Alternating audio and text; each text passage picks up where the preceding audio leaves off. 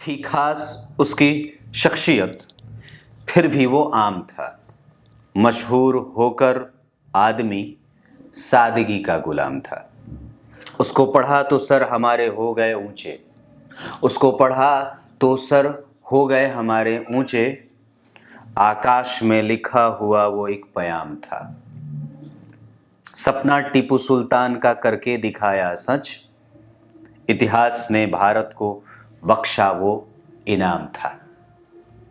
आकाश तो उसके लिए नीली जमीन थी, आकाश तो उसके लिए नीली जमीन थी।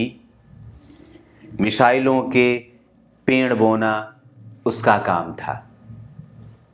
बैठा सिंहासन पर मगर पूरी तमीज से, बैठा सिंहासन पर पूरी तमीज से। रहकर सियासत में भी मोहम्मद और राम था। क्या था? फरिश्ता था, करिश्मा था, कमाल था। यूं नाम उसका एपीजे अब्दुल कलाम था। शुरू करते हैं आज का कार्यक्रम।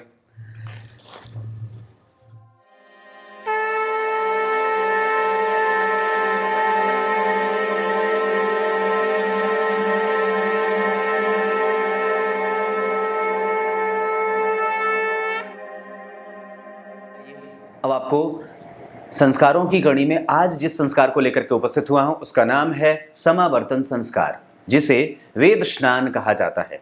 वेद स्नान संस्कार, इस बात को जरा ध्यान से समझना, आराम से और बहुत अच्छे तरीके से इस बात को समझने की आवश्यकता है कि हमारे समाज में जिस तरीके से हम संस्कारों को छोड़ते जा रहे हैं उसका प्रमाण और उसका प्रत्यक्ष प्रमाण हमारे अपने इसी काल में नैतिकीय पतन के रूप में देखा जा सकता है।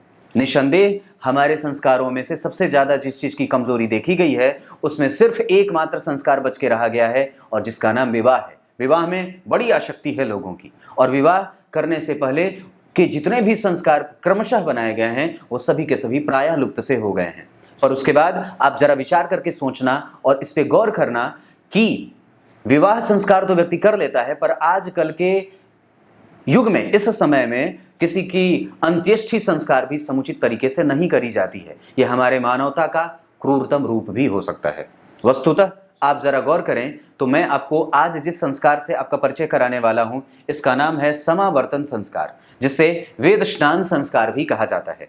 समावर्तन संस्कार का मतलब यह होता है, धीरे धीरे नहीं बोल सकता, थोड़ी जल्दी में हूं, क्योंकि बगल में कृष्ण जन्माष्टमी के लिए लोग मूर्ति रखे थे और मैं प्रत्येक दिन मंदिर में जाता हूं। मंदिर जब गया था मैं तो क्या देखता हूं, भगवान कृष्ण की प्रतिमा के पास कोई भी नहीं था, कुछ भी नहीं था, सिर्फ भगवान कृष्ण की प्रतिमा लगी थी और उनके पास एक दिया भी नहीं जल रहा था।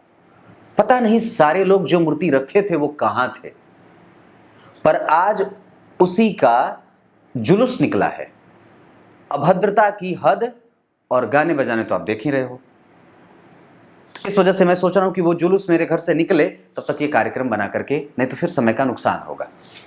तो मैं कहा था कि समावर्तन संस्कार में इसे वेद स्नान संस्कार, समावर्तन का मतलब होता है स्नातक तक की डिग्री लेने के बाद व्यक्ति अपने गुरुकुल से, जहां वेदारंभ संस्कार में मैंने बात क्या बताई थी कि यज्ञोपवीत के बाद संस्कारों में वेदारंभ संस्कार का नाम आता है, जहां व्यक्ति वेदों के पढ़ने का अधिकारी बनता है। उसके बाद वो स्नातक तक की डिग्री अपने गुरुकुल में प्राप्त करता है और फिर उसके बाद वो घर को वापस जाता है, जहां वरुण देवता की पूजा इस संस्कार में की जाती है। वरुण देवता की पूजा में ये मंत्र का जो मैंने लिखा है यहाँ पे उसे इस्तेमाल किया जाता है। ये एक बात बता दूं, आश्वलायन स्मृति में 5 प्रकार के मंत्रों का विधान आता है इस संस्कार के लिए, जहां उनमें से ये सबसे प्रमुख मंत्र है जो मैं आपको बता रहा हूं। स्मृति का नाम क्या कहा? आश्वलायन स्मृति। वहां पे इस संस्कार के बारे में बहुत तीव्र तरीके से चर्चा की गई है। साथ ही साथ ऋग्वेद में भी इसके बड़े चर्चाएं की गई हैं इस संस्कार के बारे में। तो मैं उसमें से जो प्रमुख मंत्र है वो आपको बता देता हूं। उदुत्तमम मुमुग्धि नो विपाशम मध्यमम श्रिता। अवाधमानी जीव से। इसमें कहने का मतलब है कि हे वरुण देवता, मुझे इस योग्य और आपका उपकार मेरे ऊपर ऐसे हो कि मैंने जितनी भी शिक्षा अपने गुरुकुल में रह करके गुरु के द्वारा प्राप्त करी है उसको अपने जीवन भर आत्मसात कर सकूं, और साथ ही साथ मौजी मेखला जो अब तक मैं, गौर करिए मैंने के शांत संस्कार में क्या कही थी कि कुशा का मौजी मेखला वो धारण करता है। अब यहां से उदुत्तमम मुमुग्धीनो, यहां पे ये बात कही गई है कि अब वो कुशा के मौजी मेखला का परित्याग करके सूत के मौजी मेखला का प्रभाव विकसित करता है, मतलब वो उसको पहनता है या धारण करता है, और उसके बाद वो स्नातक तक की डिग्री या स्नातक के समकक्ष डिग्री धारण करके अपने घर को जाता है। समावर्तन का मतलब वापस जाना, कहां?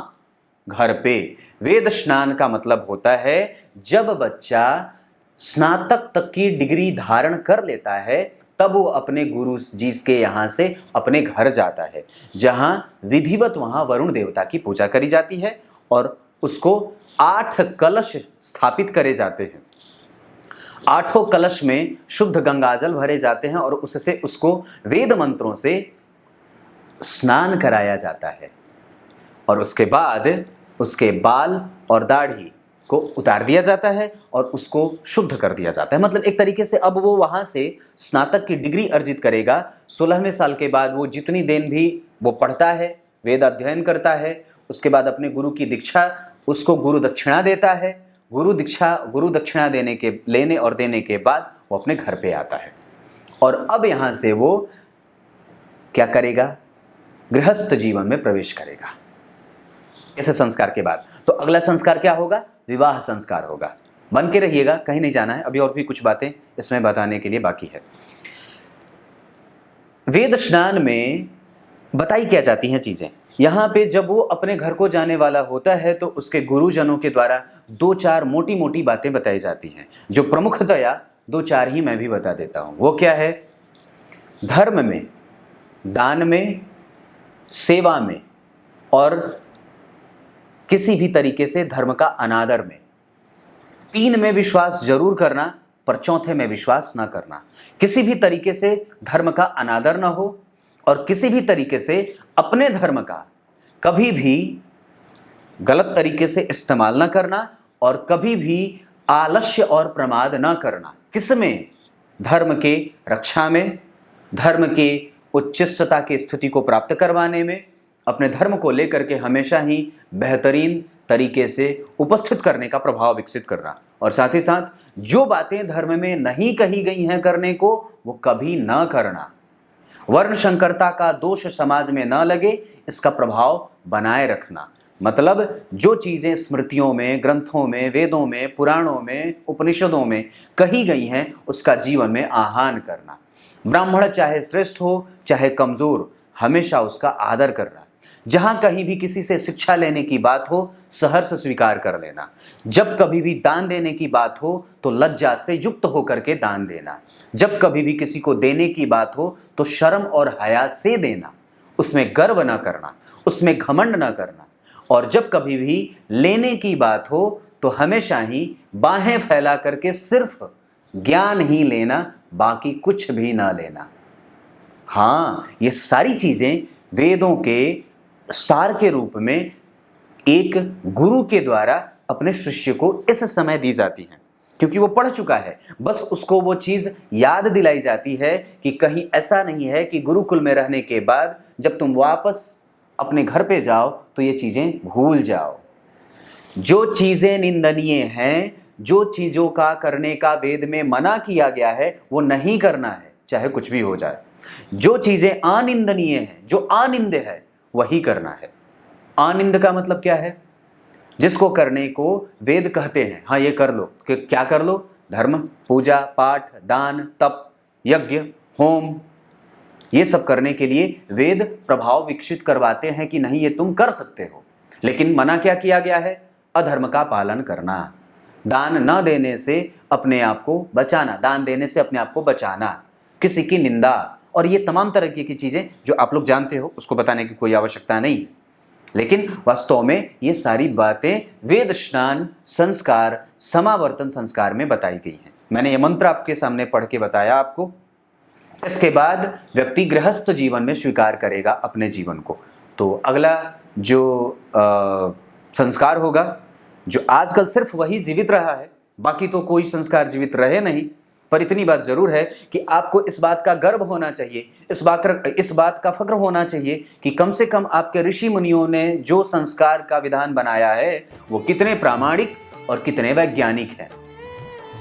यहां तक आपको ब्रह्मचर्य व्रत का पालन करने के लिए बताया गया था। अब आप विवाह में जाओगे और गृहस्थ जीवन का स्वीकार करोगे। ये बातें बताई गई। कुछ इसी तरीके से आज के कार्यक्रम का समापन करेंगे। तब तक के लिए इजाजत दीजिए। कल एक बार फिर से उपस्थित होंगे आप सबके सामने। तब तक के लिए बहुत बहुत नमस्कार।